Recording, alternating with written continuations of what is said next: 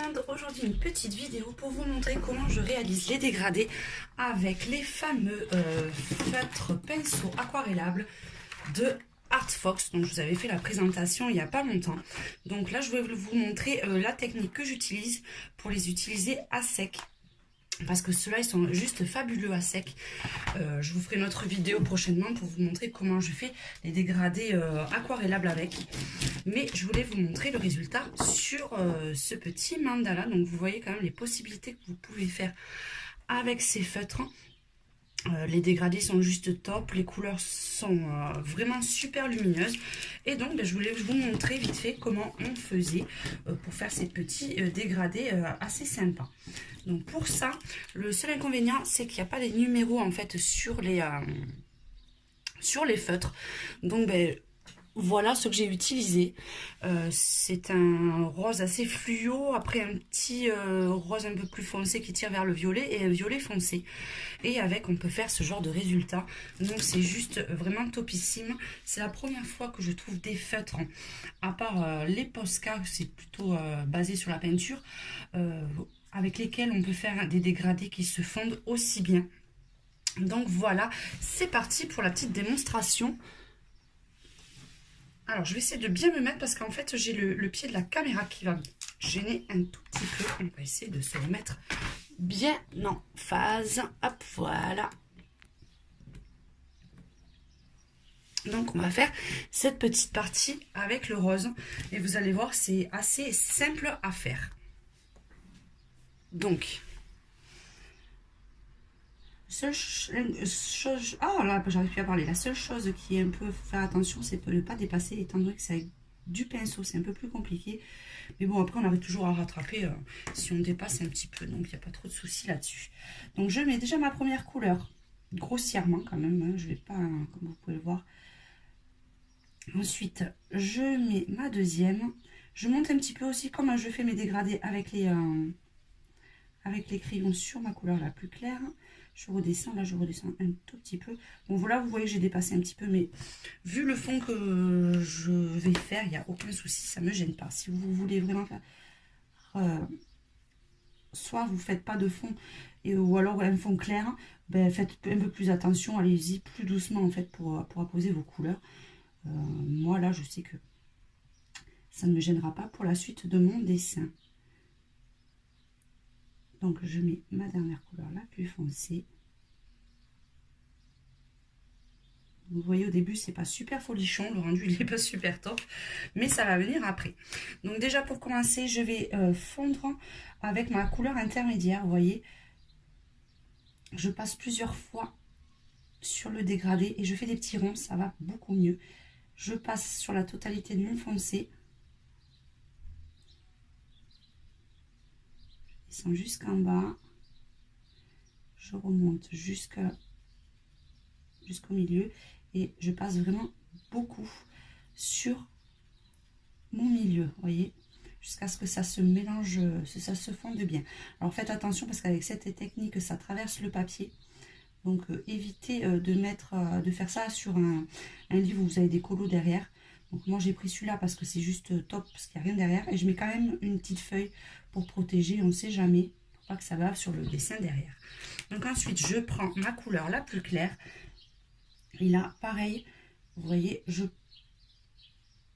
passe bien au milieu jusqu'à ce que mes deux couleurs se fondent bien. Vous voyez, là je vous ai dit qu'il fallait faire attention de ne pas trop dépasser. Et là en fait j'ai fait un gros caca, j'ai dépassé de partout, mais c'est pas grave. Je me rattraperai par la suite. Et là, je descends un petit peu. Je remonte bien. Et je vais jusqu'en bas. Sur la totalité, en fait, de mon dessin.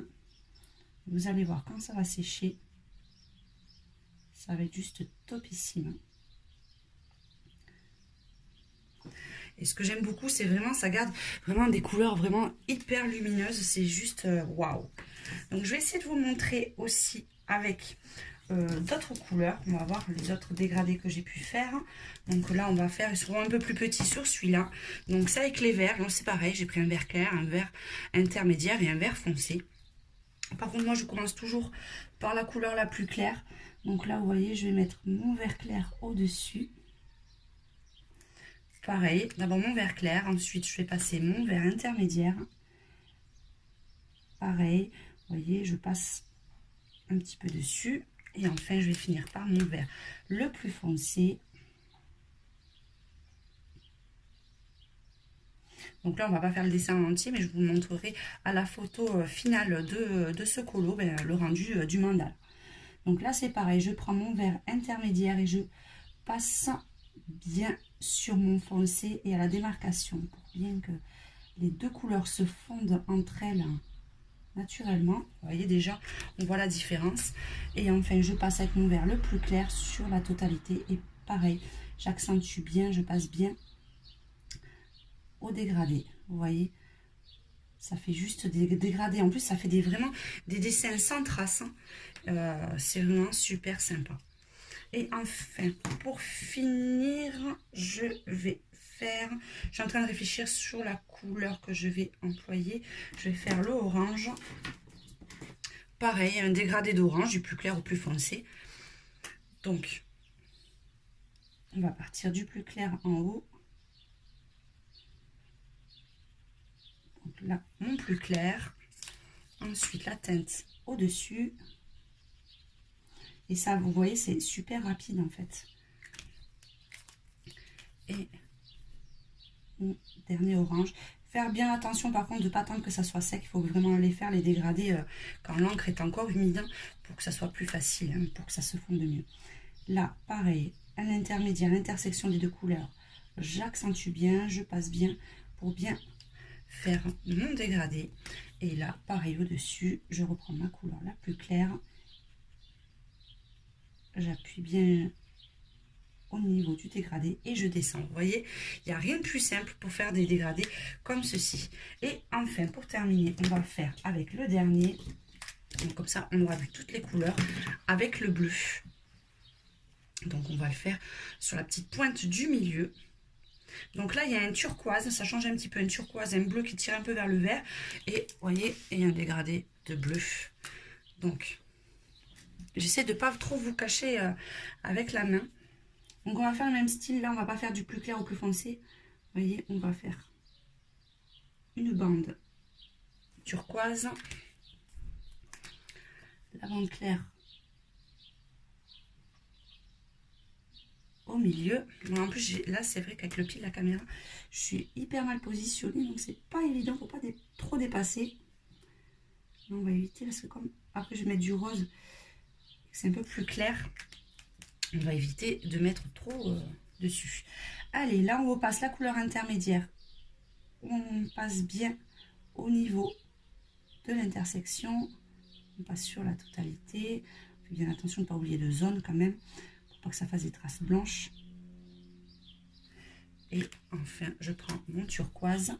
Là c'est un peu différent, comme c'est vraiment pas des couleurs qui se suivent. Vous voyez, je repasse un coup sur mon turquoise et je vais reprendre mon bleu clair et je passe de nouveau sur l'ensemble. J'accentue bien au milieu. Et voilà le petit dégradé. Donc vraiment tip top à sec. C'est vraiment un vrai coup de cœur pour ces crayons. Donc je vous remonte la boîte. Je vous mettrai bien sûr le lien en barre d'infos. Et n'hésitez pas, si vous cherchez de très bons feutres aquarellables ou à utiliser à sec, ben je vous conseille fortement ceci. Allez, je vous fais un gros bisou à tous. Et n'hésitez pas à aller voir à la fin de la vidéo le résultat final de ce mandala. Je vous fais un gros bisou à tous et à très bientôt.